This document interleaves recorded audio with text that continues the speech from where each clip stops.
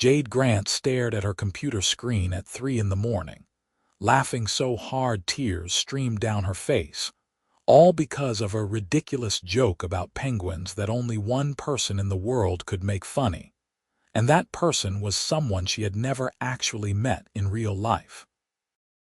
"I can't believe you just compared my presentation skills to a penguin trying to fly," she typed back to her online best friend, still giggling. The response came quickly. "Hey, I said you had great swimming skills. That's the important part." Jade shook her head, smiling at the screen. 7 years. 7 entire years of late-night conversations, shared secrets, terrible jokes, and genuine friendship with someone who went by the username NorthStar28. She knew his first name was Tyler, that he was 30 years old, just 2 years older than her, and that he worked in renewable energy. She knew he loved hiking, hated cilantro with a passion that bordered on comedic, and had been there for her through her father's death, 2 failed relationships, and countless work disasters. What she didn't know was what he looked like. They had never video called, never even exchanged photos. It started as a privacy thing when they met in an online forum about environmental conservation, and somehow it just continued. Their friendship existed in words, in voices during their occasional phone calls, and in the comfortable space they had created together over thousands of conversations. "Speaking of swimming," Tyler typed, "I actually wanted to talk to you about something." Jade's fingers hovered over the keyboard. Tyler's tone, even in text, had shifted to something more serious. "What's up?" There was a pause longer than usual. Tyler typically typed quickly. "I think it's time we met in person." Jade's heart did something complicated in her chest. They had joked about meeting before, but it always remained firmly in the realm of someday, maybe, eventually. "Really?" she typed back, then deleted it. Too eager. Like actually, delete. Too casual. Finally, she settled on. "Are you serious? Completely serious? I know we've always kept things separate, our online friendship and our real lives, but Jade, you're one of the most important people in my life. I want to actually meet you, have coffee, talk face to face." "Unless you don't want to, which I would completely understand." Jade bit her lip. Did she want to meet him? The question felt ridiculous. Of course she did. But there was also something terrifying about it. What if the easy friendship they had online didn't translate to real life? What if they met and the magic just wasn't there? "I want to," she typed honestly.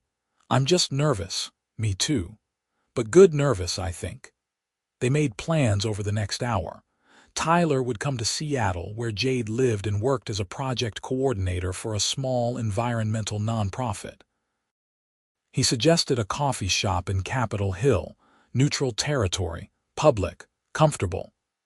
They set the date for 2 weeks away, which gave Jade exactly 14 days to completely spiral into panic. She told her roommate Maya the next morning over breakfast. "Wait, hold on." Maya set down her coffee mug with a thunk. "Your mysterious internet best friend is finally coming to meet you, and you're just casually mentioning this while eating cereal." "I'm freaking out internally," Jade said. "I'm just freaking out quietly." "What do you know about this guy?" "Really know?" Jade had expected this. Maya was protective, and rightfully so. "I know he's kind, I know he's genuine. We've been talking for 7 years, Maya, I know him.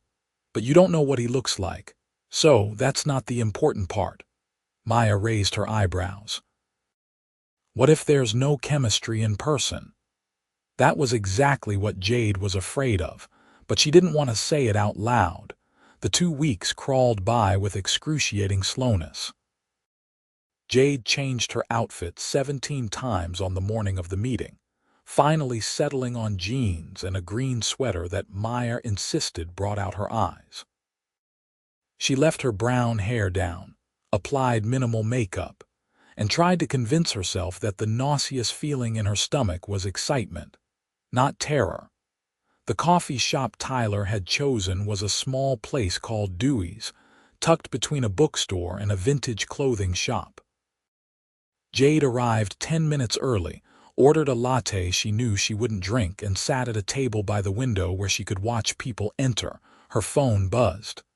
"I'm 5 minutes away, nervous as hell." She smiled despite her racing heart. "Me too. I'm at a table by the window. I'm wearing green." "Perfect. See you so soon." Jade watched the door. Every time it opened, her heart jumped. An elderly couple. A woman with a baby stroller, a teenager with headphones. Then, at exactly 2 o'clock, the door opened again. The man who walked in was tall, probably 6'2", with dark hair and striking features. He wore dark jeans and a casual button-down shirt under a jacket. He looked around the coffee shop with an expression Jade recognized even though she had never seen his face before. Nervous anticipation mixed with hope. Their eyes met. She knew, somehow, instantly. Tyler's entire face transformed when he saw her, breaking into a smile that made her chest tight. He crossed the coffee shop in several long strides. "Jade," she stood up, nearly knocking over her untouched latte. "Tyler." For a second, they just looked at each other. Then Tyler laughed, the same laugh she had heard over the phone countless times, and suddenly everything felt okay.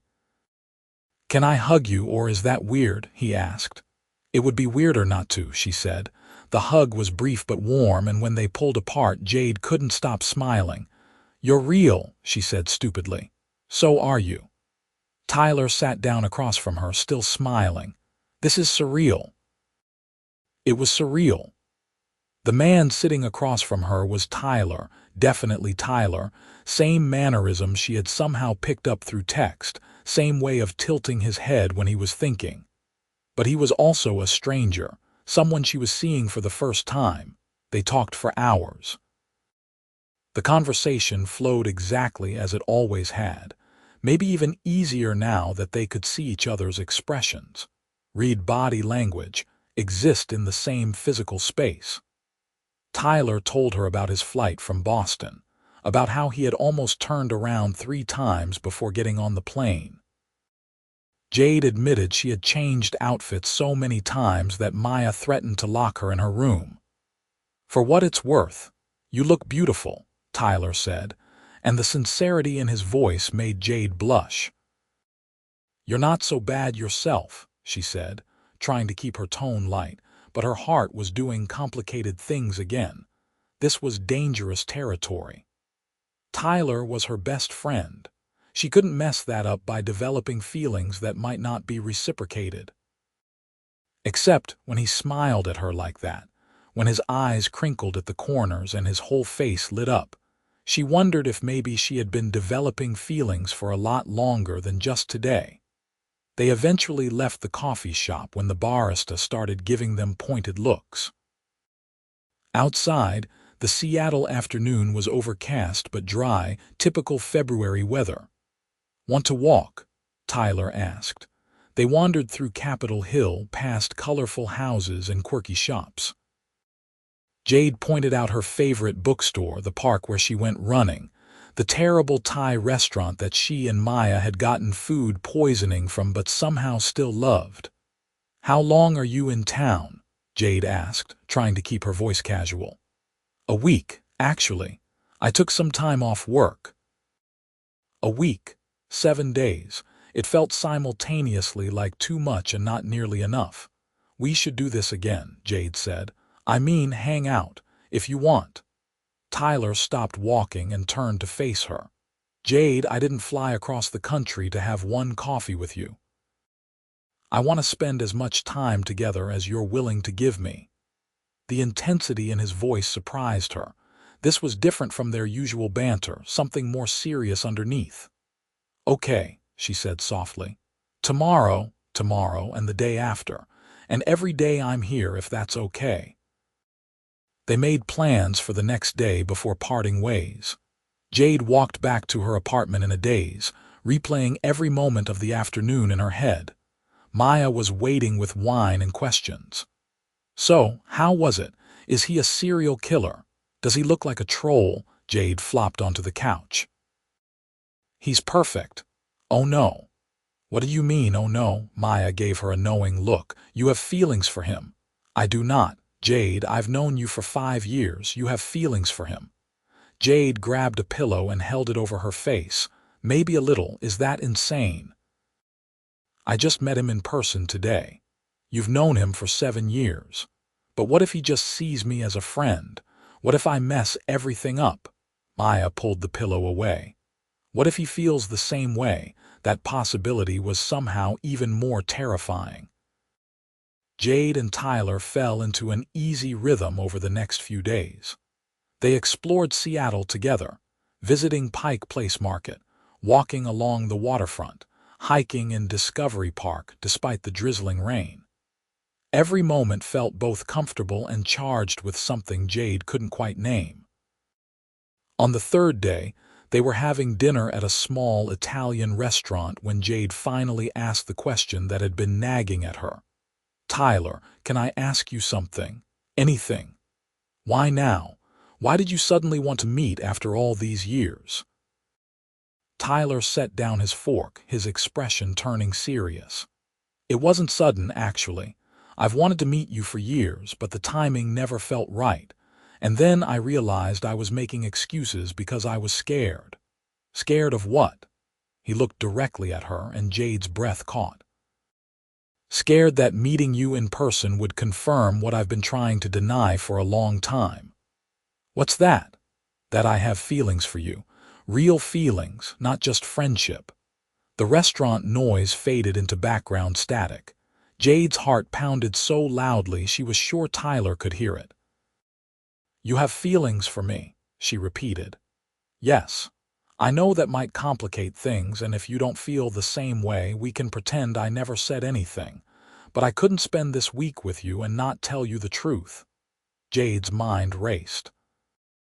She should probably think this through, consider the implications, protect the friendship they had built. Instead, she heard herself say, I have feelings for you too. Tyler's expression transformed. Really, really. I was terrified to admit it, but yes.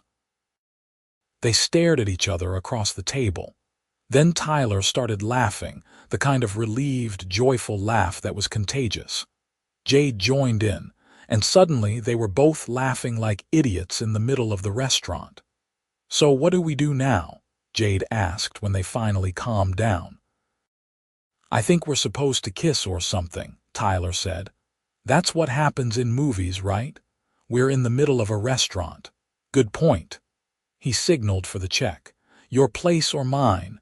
They barely made it back to Jade's apartment before Tyler pulled her close and kissed her. It was gentle at first, tentative, testing. Then Jade wrapped her arms around his neck and kissed him back harder, and gentle went out the window. 7 years of friendship, of emotional intimacy and deep connection, translated into physical chemistry that left them both breathless. Wow, Tyler said when they finally broke apart. Yeah, Jade agreed. Wow. They spent the rest of the evening on her couch, talking and kissing and marveling at how natural this felt. Maya came home around 11, took one look at them, and retreated to her room with a knowing smile. The next 4 days were perfect in a way Jade hadn't known was possible. They existed in a bubble where nothing mattered except each other. Tyler met her friends and charmed every single one of them. They stayed up late talking about everything and nothing. They kissed in the rain outside her favorite bookstore. They cooked dinner together in her tiny kitchen and nearly set off the smoke alarm. It was perfect, until reality came crashing back.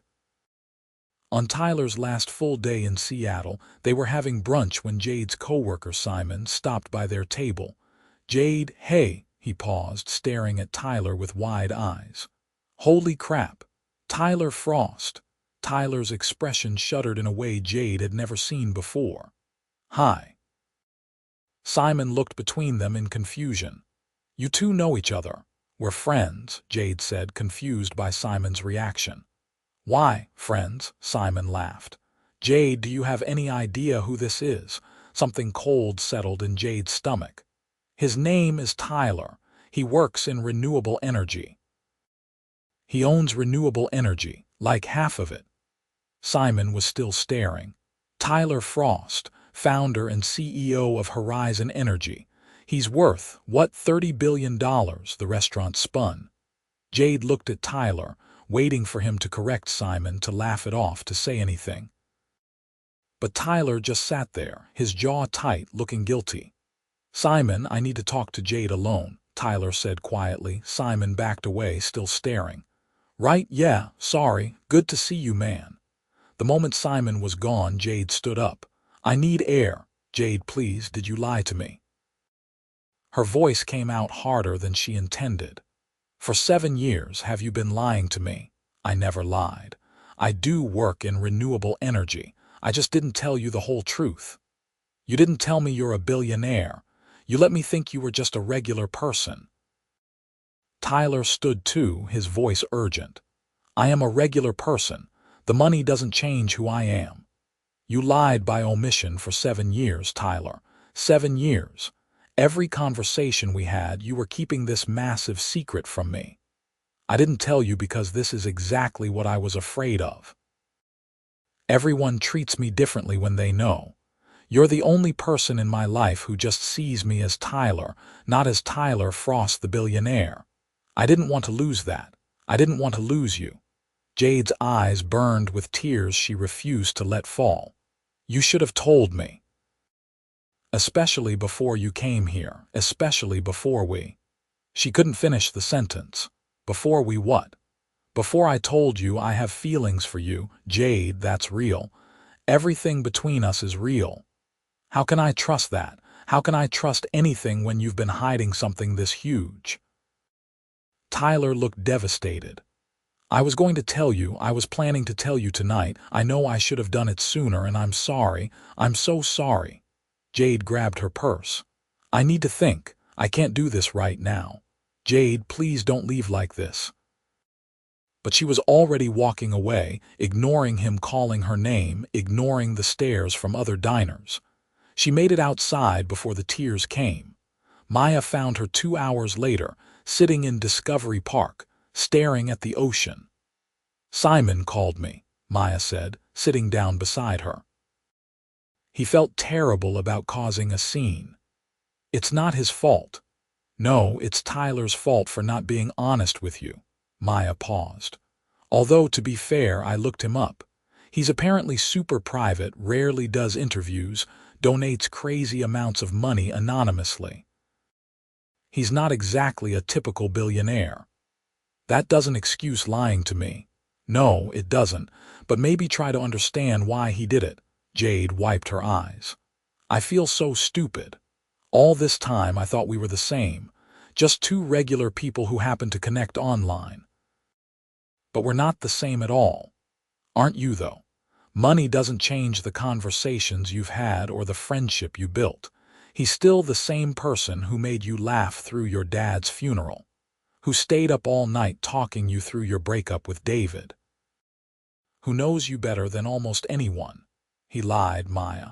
He kept a secret. A big one, sure, but people have complicated reasons for the things they do. Maya bumped her shoulder. I'm not saying you have to forgive him immediately, be angry, you have every right. But maybe hear him out before you throw away 7 years and what could be something really special. Jade knew Maya was right, but she wasn't ready yet. She went home, ignored the 17 calls and 23 text messages from Tyler, and went to bed. She woke up at 2 in the morning to her phone ringing. Tyler's name flashed on the screen. Against her better judgment, she answered.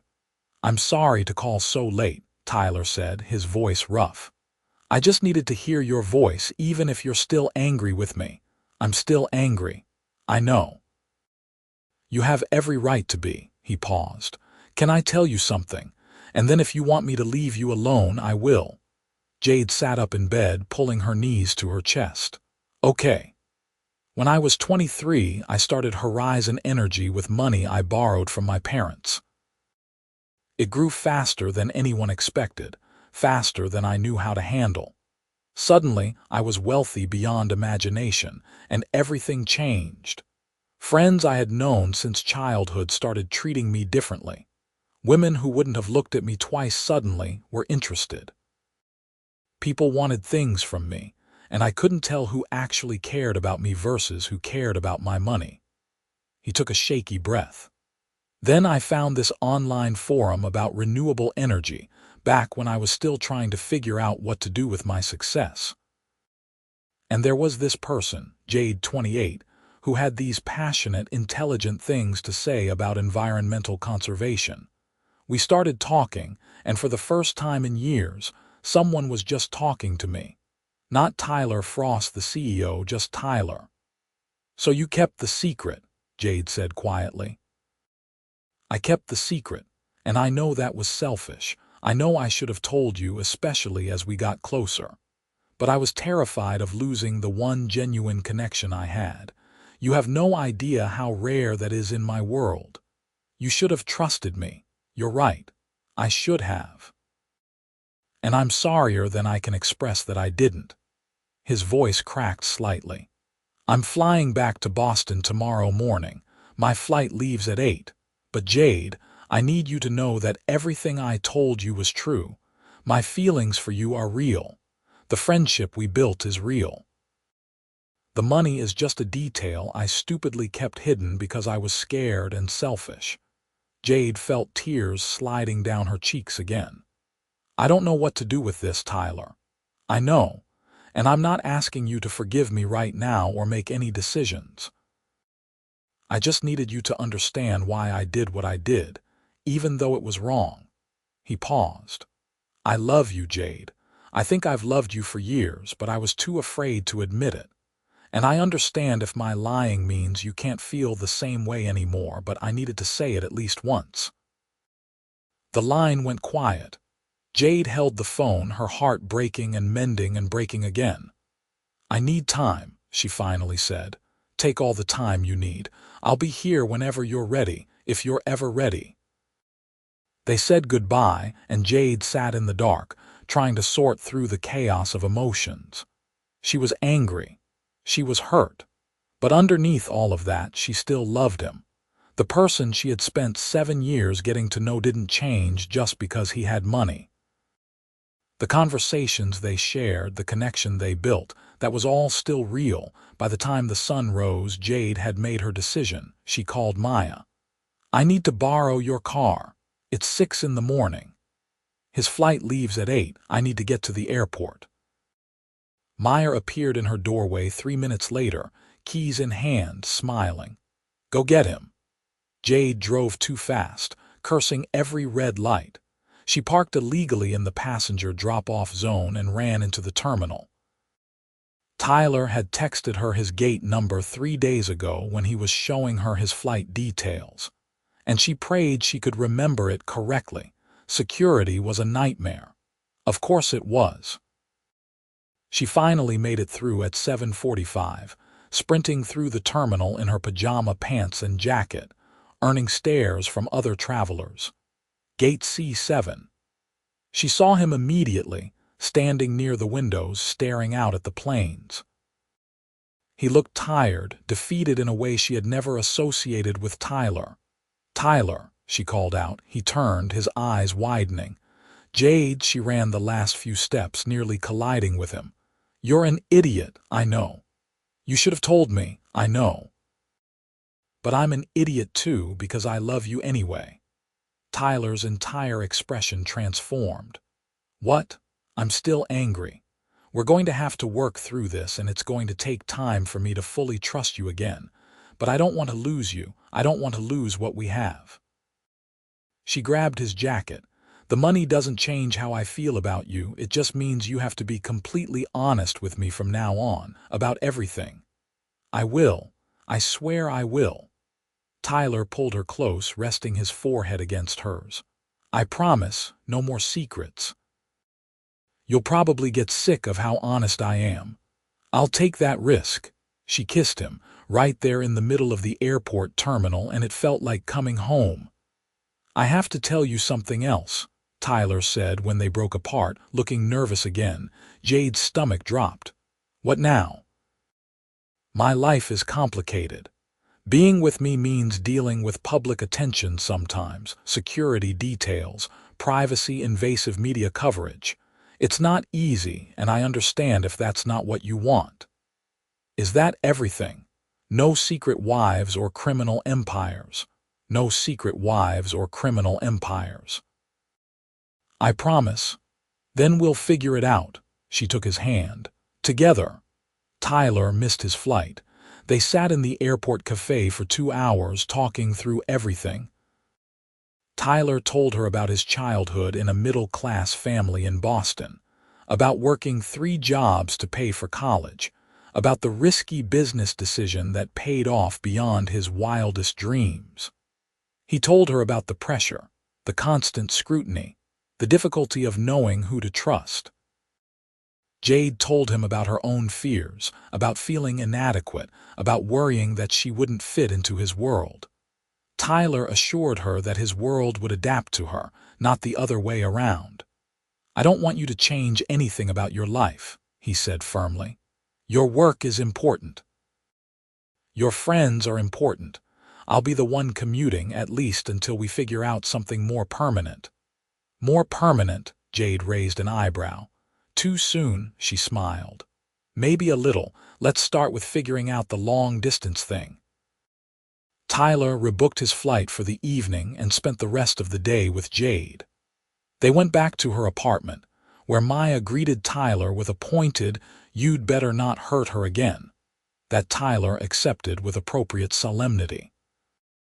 They ordered takeout and watched movies, just enjoying being together without the weight of secrets between them. Before Tyler left for the airport that evening, he kissed Jade goodbye with a promise to call her the moment he landed. "We're going to make this work," he said. "I know we will," Jade replied, surprised to find she actually believed it. The long-distance relationship was harder than either of them anticipated. Tyler was busier than Jade had realized, running a massive company with operations worldwide. But he made time for her, calling every night, texting throughout the day, flying to Seattle whenever he could carve out a few days. Jade flew to Boston a month after Tyler's visit. She was nervous about seeing his world, about meeting his friends and colleagues, about being photographed as Tyler Frost's mysterious girlfriend, as the media had started calling her. Tyler picked her up from the airport himself. No driver, no security, just him in a regular car wearing jeans and a smile that made her heart skip. "Ready to see where I live?" he asked. "As long as it's not a literal castle. Just a townhouse. A big townhouse, but still." His townhouse in Beacon Hill was indeed big, but it was also warm and lived in, filled with books and photos and comfortable furniture. Not at all the cold, sterile space Jade had half expected. "This is nice," she said, looking around the living room. "Very you." "Yeah. I was worried you'd think it was too much. Tyler, I fell in love with you when I thought you lived in a studio apartment and survived on ramen. A nice house isn't going to scare me off." He pulled her close. "I've missed you so much. It's been 3 weeks. 3 weeks too long." Jade met Tyler's friends that weekend. His business partner Marcus and his wife Keisha, his college roommate Ryan, his assistant Claire, who clearly ran Tyler's entire life with terrifying efficiency. They were all welcoming, all genuinely kind, and all clearly protective of Tyler. "He's different with you," Keisha said when they had a moment alone. "Lighter. He's always been serious, carrying the weight of the world, but you make him laugh." "He makes me laugh too," Jade said. "Good. You're good for each other. Anyone can see that." The media attention was the hardest part to adjust to. The first time Jade saw her photo in a tabloid, she called Tyler in a panic. "They're speculating about my family, my job, my entire life. I know, I'm sorry. It gets easier, I promise." "How is this easier? You learn to ignore it." "And I'll do everything I can to protect your privacy." But Jade, if this is too much, we can— No, she interrupted. I'm not giving up on us because of nosy reporters. I'm just venting. Tyler's relief was palpable. I love you. I love you too, even when you come with paparazzi. They settled into a rhythm over the next several months. Tyler flew to Seattle twice a month. Jade flew to Boston once a month, and they video called every single night without exception. It wasn't perfect, but it worked.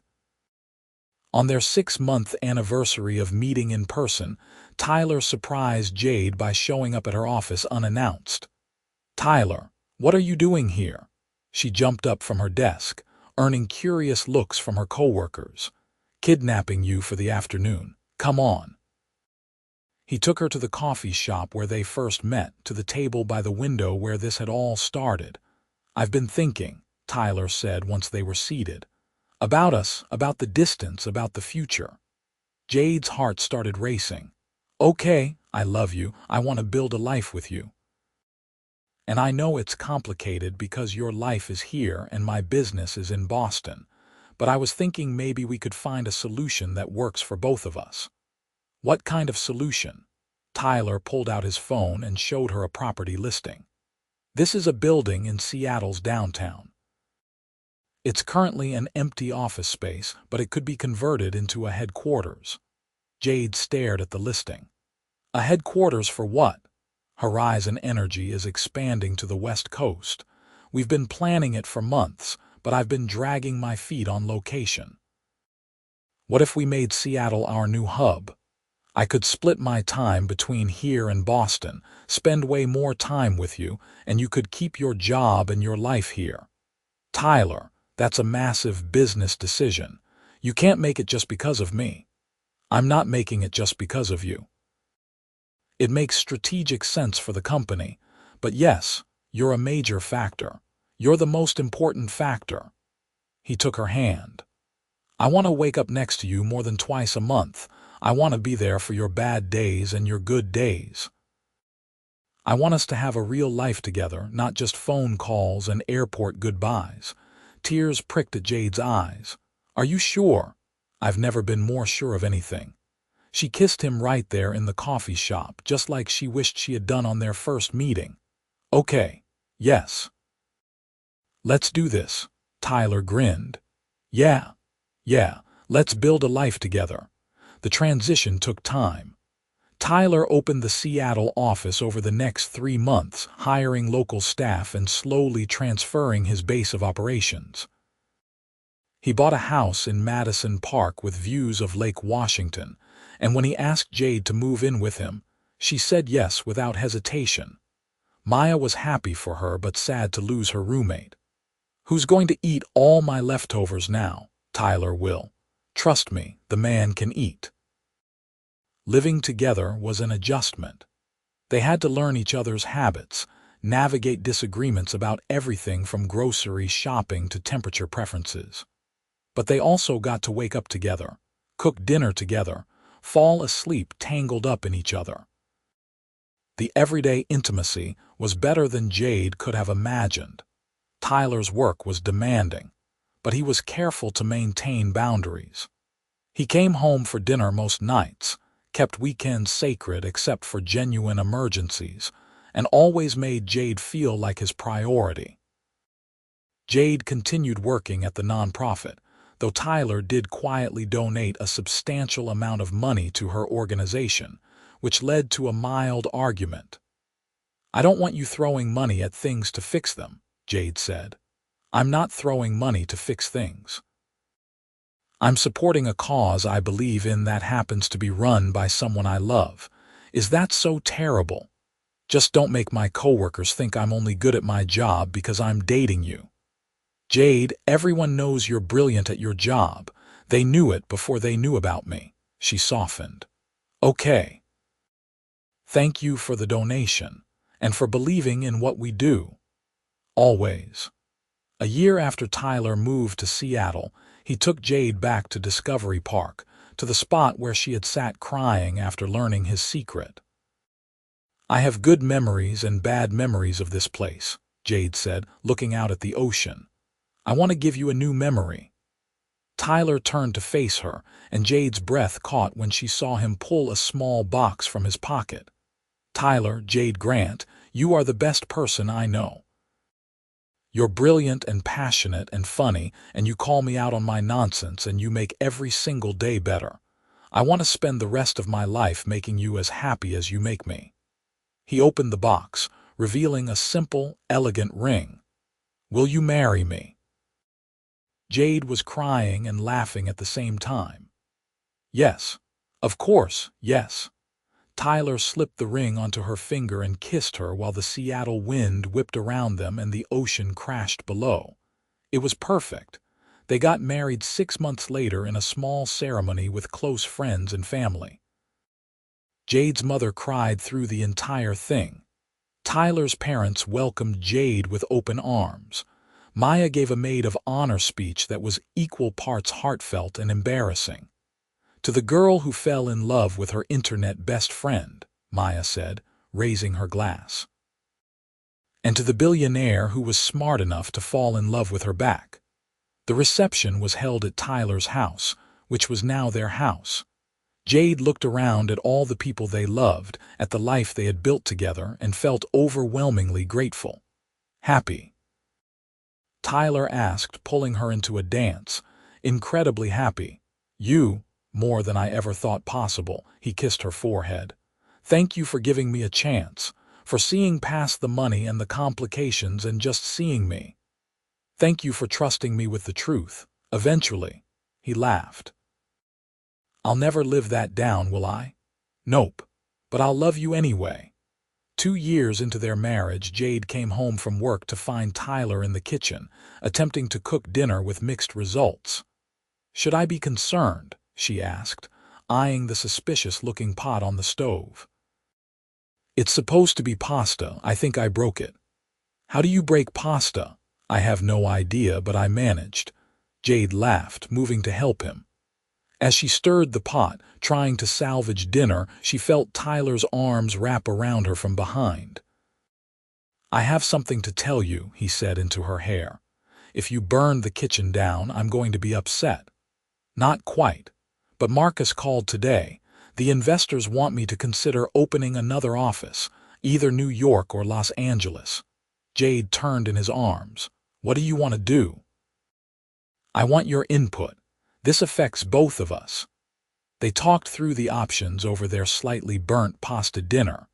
Tyler was leaning toward Los Angeles, which would mean more travel but also more opportunities for the company. Jade supported whatever he decided, knowing he would never make a choice that damaged their relationship. "We're a team," she reminded him. "We'll figure it out together." That word, together, had become their foundation. They navigated Tyler's demanding career together. They handled media attention together. When Jade's mother got sick, they dealt with that together too.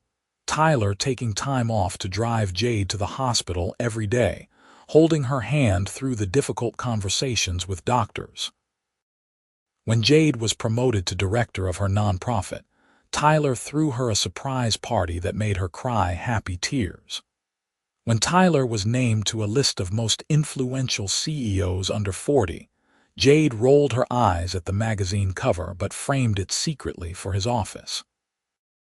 On their 3rd anniversary, they went back to Dewey's, the coffee shop where they first met. It had become a tradition. "Remember how nervous we were," Jade said, sitting at their table by the window. "I thought I was going to throw up," Tyler admitted. "You hit it well. You seemed so confident." "I'm a good actor. Inside, I was panicking." He took her hand.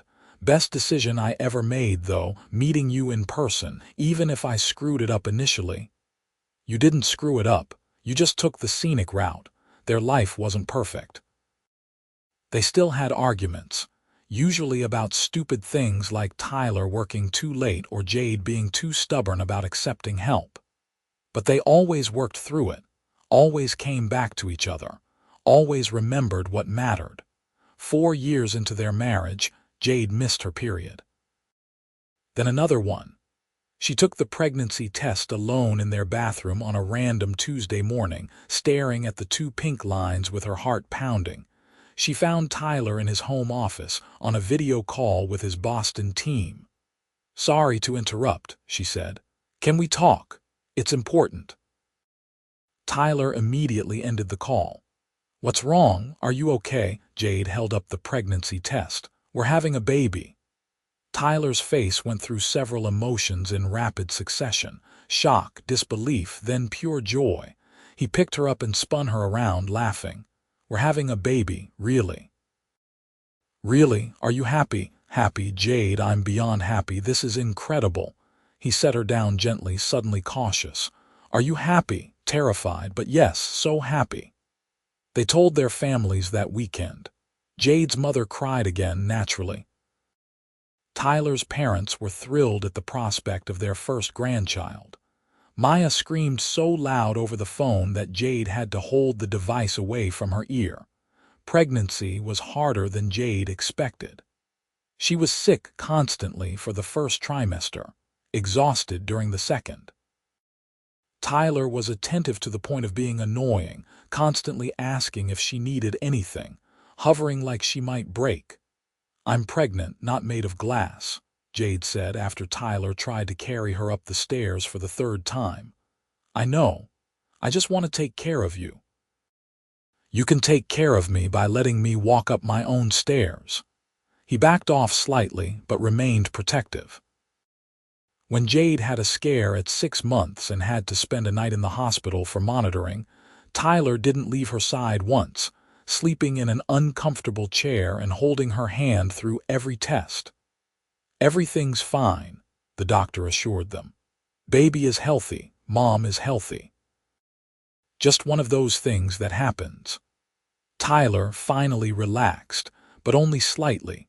Their daughter was born on a rainy October morning after 17 hours of labor. Tyler coached Jade through every contraction, let her squeeze his hand until she probably broke bones, and cried when he first held their baby girl. "She's perfect," he whispered, staring down at the tiny face. "She looks just like you. She has your nose," Jade said, exhausted but happy. They named her Emma Grace Frost, and she immediately became the center of their universe. Tyler, CEO of a multi-billion-dollar company, was completely wrapped around his daughter's tiny finger. He took paternity leave. Something Marcus joked was the first time Tyler had taken more than 3 consecutive days off in a decade. Jade watched Tyler pace their bedroom at 3 in the morning, bouncing Emma gently while singing off-key lullabies, and fell in love with him all over again. "You're really good at this dad thing," she said sleepily from the bed. "Yeah, I have no idea what I'm doing, neither do I, but we'll figure it out together." There was that word again, together. Emma grew from a tiny infant into an opinionated toddler who had Tyler's determination and Jade's stubbornness, a combination that led to interesting challenges. She insisted on picking her own outfits, resulting in some truly creative fashion choices. She refused to eat anything green until Tyler convinced her that broccoli was tiny trees, and she was a giant. On Emma's second birthday, they threw a party in their backyard. Jade watched Tyler chase their daughter around, both of them laughing, surrounded by friends and family, and thought about how far they had come. 9 years ago, she had been laughing at penguin jokes with a stranger online. Now that stranger was her husband, the father of her child, her partner in every sense of the word. "What are you thinking about?" Maya asked, coming to stand beside her. "Just how lucky I am." "You deserve it. You both do." Maya smiled. "Remember when you were terrified to meet him in person?" "I remember you giving me wine and telling me to go for it. Best advice I ever gave." That evening, after Emma was in bed and the party cleanup was done, Jade and Tyler sat on their back porch, watching the Seattle skyline light up. "Can you believe it's been almost 5 years since we met in person?" Jade asked. "Yes and no. Sometimes it feels like yesterday. Sometimes it feels like I've known you my entire life. Any regrets? Tyler turned to look at her. About us? Never. About not telling you the truth sooner, yes. But about choosing you, about building this life with you. Not a single regret. Jade leaned her head on his shoulder. Good answer. I love you, Jade Frost. Thank you for taking a chance on your weird internet best friend. Thank you for being brave enough to want to meet in person. Even if you were terrified. I was so terrified, but you were worth it. You're worth everything. They sat in comfortable silence, the kind that only comes from years of knowing someone completely. The kind that Jade and Tyler had started building 9 years ago in an online forum, and had continued building through late-night phone calls, airport goodbyes, arguments and makeups, a wedding, and a beautiful daughter who was currently probably not sleeping like she was supposed to be. Inside the house, they heard Emma call out. Tyler started to get up, but Jade stopped him. I'll get her. You relax for a minute. We'll both go. Because that was who they were now. A team, partners. Together, Jade found Emma standing in her crib holding her favorite stuffed penguin. Can't sleep, baby. Want daddy? Tyler appeared in the doorway. I'm here, princess. He picked Emma up and Jade watched them snuggle, Tyler whispering something that made Emma giggle. Her heart felt so full it might burst. This was their life. Imperfect, complicated, sometimes chaotic, but filled with love. Built on a foundation of friendship that had started with anonymous usernames and had grown into something real and lasting. Later, with Emma finally asleep, Jade and Tyler got ready for bed. Tyler was telling her about a potential new project. His eyes lit up with excitement.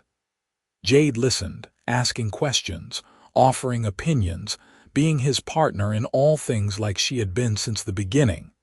Before turning off the light, Tyler pulled her close. Have I told you today that you're amazing? Twice, but I'll never get tired of hearing it. You're amazing. Emma is amazing. Our life is amazing. Pretty good for a couple of people who met on the internet, Tyler laughed. Pretty good indeed. They fell asleep tangled together, the same way they had been since that first night after the airport, after the confessions and the tears and the decision to choose each other, despite the complications.